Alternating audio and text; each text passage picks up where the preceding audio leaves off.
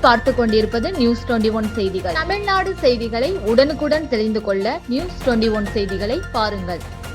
தர்மபுரி மாவட்டம் பாலக்கோடு தக்காளி மார்க்கெட்டில் தக்காளி விலை திடீர் உயர்வு.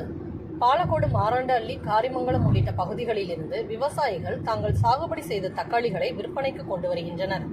பாலக்கோடு தக்காளி சந்தையில் நாள்தோறும் உள்ளூர் மற்றும் வெளி மாவட்டங்களுக்கு தக்காளி ஏற்றுமதி செய்யப்பட்டு வருகிறது.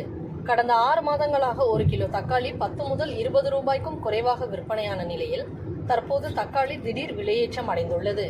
இன்று 1 கிலோ 40 ரூபாய் முதல் 45 ரூபாய் வரையும், 15 கிலோ கொண்ட கூடை தக்காளி 600 முதல் 750 ரூபாய் வரையில் விற்பனையாகிறது. மார்க்கெட்டில் தக்காளி வரத்து குறைந்தால் மேலும் விலை அதிகரிக்கும் என வியாபாரிகள் தெரிவிக்கின்றனர். திடீர் விலையேற்றத்தால் விவசாயிகள் மகிழ்ச்சி அடைந்துள்ளனர். நியூஸ் 21 செய்திகளுக்காக செய்தியாளர் முனியப்பன்.